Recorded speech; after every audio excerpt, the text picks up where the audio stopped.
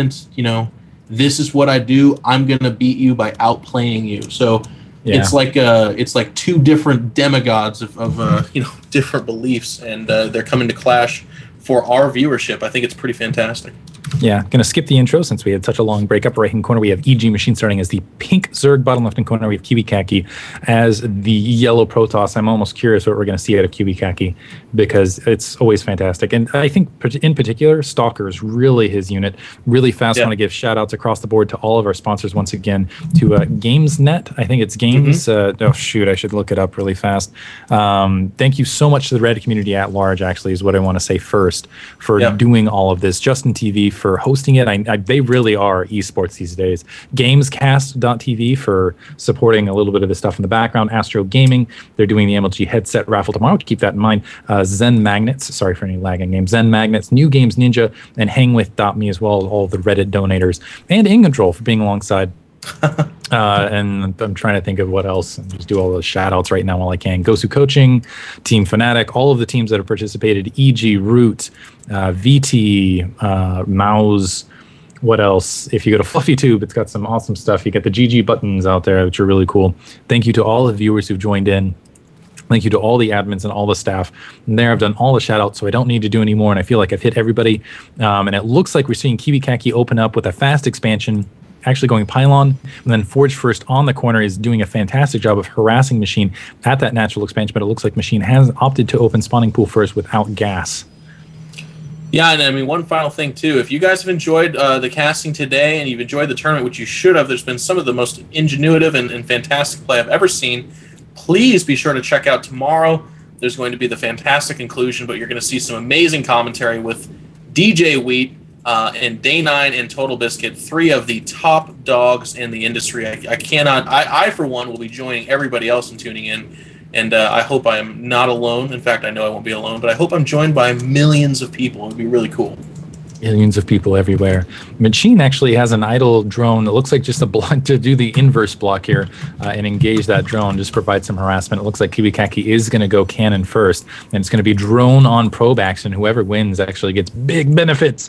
And this is actually going to be close. I'll click that drone. I'm sorry, the probe is going to back off. A second probe now coming in to try to provide some additional disruption. But Machine did his job. He actually delayed that Nexus a little bit, has his hatchery up and running.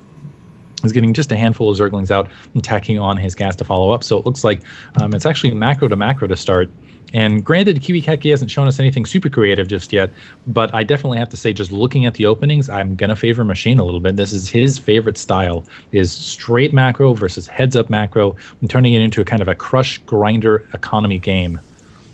Yeah, I mean, this is definitely one of the comfort zones of Machine, but, not to count out Kiwikaki. Obviously, it's just the formulating stages of this matchup, but it looks like he is successfully getting down his Nexus, and Machine's not the kind of guy who sees you fast expand and says, oh, I need to all in against that. He's probably going to take a faster third hatch, and then at the same time be mining that gas to get that metabolic speed upgrade, and then probably go into layer burrow roaches just as like usual. But usually when a guy fast expands against him, like Kiwikaki did, he's going to just opt for that faster third. This is kind of interesting, actually. Kiwikaki deciding to build 3 cannons, perhaps because he lost that probe and didn't get any scouting information. But Machine has 0 threat. I mean, I don't even think he has a Zergling to his name. He has 1 Zergling. He has 1 Zergling currently. So you have 3 cannons to defend essentially against nothing currently. And perhaps Kiwikaki, respecting Machine and not really playing against the opponent, knowing Machine tends to have a more passive style. He's now saturating that natural expansion and getting a cybernetic score up. I do like the pylon blockade behind, though, to limit Zergling movement, but a lot of resources invested for more or less not a lot. Machine tacking on that additional extractor. So Kiwikaki playing what I would consider uncharacteristically extremely safe comparatively, and I agree with you. Machine's not the guy to go all in. I would expect him to take a quick third rather than try to push something that's not there. Yeah, but you know what? To Kiwikaki's credit, he doesn't want to lose an easy game to just, suddenly Machine busts out the unusual 10 roaches and just takes a good angle at this Nexus. One of the things that led to Machine's top finish in MLG Dallas, he took 6th there, and we were hoping he would take higher because he was actually just completely on fire, was that he actually broke away from the expectation. Against Select, he did a very fast mid-game Baneling bust. And he's one of those guys who, I work with personally all the time, and I've told him time in and time again, like one of the things he has to do as a player to change and develop is to change and develop. Like people know, okay, Machine's fast expanding and not looking to all in. I can basically do whatever I want to exploit that. If he just changes his play just a little bit, he can throw people for a loop, and suddenly they have to take him more into account. So I think Machine is on that evolution upswing, and that's probably part of the reason why we're seeing Kiwikaki very intuitively preempting that, not wanting to take an early exit.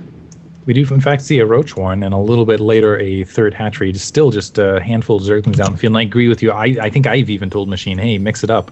Like, that's all you need to do is mix it up, because players, one of the reasons it's not that they're quote-unquote better players, it's that they're playing against you as a player rather than against your actual game, I guess is the way to put it, not just worded awkwardly. But anyway, 2 additional extractors here for Machine at the natural expansion, so perhaps we are going to see an attempt at a Roach Bush. But as you were pointing out, Kiwikaki in a nice position. Nice little micro there by Kiwikaki to engage a lot of those Zerglings just in that little, I didn't even know about that, this little spire. Actually, I'm going to zoom in on it, that little kind of protrusion from the ground, to really make that Zealot a lot more effective than it would have been otherwise. Kiwikaki, wow, at 51 harvesters compared to Machine's 53, but really sailing economically, I got to say. And Machine, producing a lot of drones as well.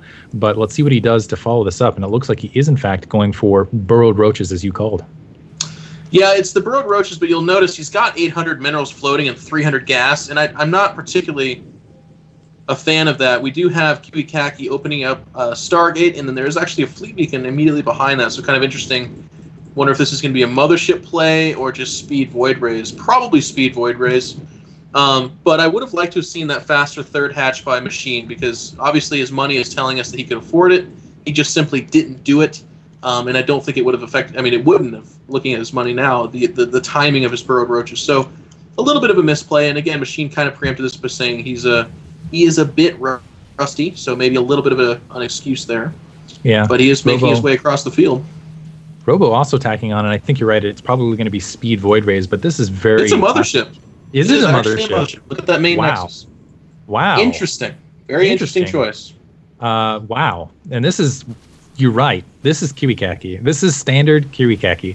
That's what I expected to see out of him. We're seeing a mothership build, and let's see if he survives long enough to get to us. Roach is attacking this natural expansion. There are stalkers and sentries to engage, but still doing a little bit of damage. Machine going to the hatchery to the corner. And now, wow, a mothership. That stunned. And this is the thing. Kiwikaki never fails to surprise and shock me. He's also got... a robotics facility and an observer out in the field. He has weapons 1. So this is like a 2-base stalker mothership. I don't even know what to call it. Well, kind of push. It's either the coolest thing I've seen. It's certainly cool, but it could end up just being retardedly bad. The mothership is so slow, and Hydras are just fine against it. They're just absolutely fine. So yes, this has the potential to be really awesome and game-ending and cool, or this could just fail miserably. So I'm not really willing to criticize it too heavily, but other than that, because this could end up just being like this really brilliant thing that he's planned out. But the mothership is kind of a weird pivotal unit that way. It's either like just defiantly powerful, or it's like, here I am, there I go.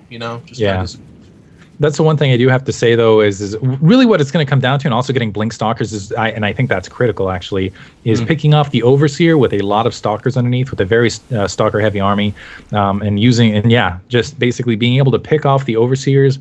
Or will Machine have enough Overseers and Hydras just to basically be able to punch through this? And I think the Hydra count, as well as actually Corruptors already in production to deal with the Phoenixes, and actually those Corruptors are going to be fantastic. It looks like Machine actually already has an Overseer as well, and I'm not sure if... I assume he's not expecting Mothership. I assume not, because why would he expect that? But Changeling making its way over, though, and if he does see, so all he has to see is buildings being cloaked. He's pulling up now. You need to pull up a little bit closer, or the mothership's going to come over and show you. He's definitely going to see it, though. There it is. So he should see that. If he doesn't, it's not. It's only Machine's fault. Yeah, I love that Zealot just chilling there. It's like, sup, guys? Like nothing but stalkers. The one Zealot just standing there in the front. But now starting to move out. Are going down. That's the good thing. He's cloaking photon cannons over that third to try to get that up and running while the Stalkers try to engage. And I think Machine is going to be able to pin down. He was already producing Corruptors. There's also getting an Infestation Pit, which does Fungal Growth decloak units? Fungal growth does, I believe, but you cannot mind control air units. So hopefully Machine knows that. Yeah. And it looks like the Stalker's able to dive in really, really quickly, annihilate that expansion on the back corner. And Kiwikaki trying to escape and, might be getting himself in a... And never mind, he has Blink, so he's just going to be able to blink in and out of that situation and going actually to the natural as well. And this is really scary because these Stalkers can go absolutely anywhere. And again, I feel like this is a signature Kiwikaki unit. Ooh, natural expansion taken out for Machine as well, trying to run back with the Hydralisks and everything else and might even lose everything in his main. Ooh. Unbelievable. I think he kill the lair. No more Overseers. Oh, man. If he kills the lair, that would be game. Yeah, it's dead. No more Overseers. Oh, my gosh. No more Overseers for Machine. And now, wow, and recalling the units back. Wow. Recalling them back out. Unbelievable. So that just assassination attack force. Classic Kiwikaki. Whoa. Classic Kiwikaki. Yeah, and Machine's got to remake his lair ASAP because, and this is actually where Machine suffers. He's not a very creative player. If I could be, scathing that way about him. So he could get these 2 Overseers picked off relatively easily with those Blink Stalkers, and then that's going to be it. I mean, he's not going to have any detection. And here he goes. He's pushing forward. So Machine's kind of feeling the pinch of losing all those hatcheries. He's not even rebuilding his main. Here come those Corruptors, but this is just bad angles. The force field's doing their work. 1 Overseer down, 2 Overseers down. Is now a god. It literally is making everything invisible. Hyder's pushing forward, trying to pick it off, but these angles are terrible. Even if that mothership dies, Machine's just taking so much damage, and these Blink Stalkers can run him down. Machine actually trying to retreat now. He's actually distance mining. If you look at the mini-map with all of his drones, lost the entirety of that army. Even though he has more harvesters, just look at how low his economy is rolling. And Kiwikaki moving in. I think he's actually got enough for a second recall, but he's not even going to bother. He knows that Machine can't build Overseers. He can just walk through with this gigantic cloaked mothership and almost taunt, play it like the little ping pong ball and a stick thing where it bounces out and bounces right back. Machine knows that he's going to GG.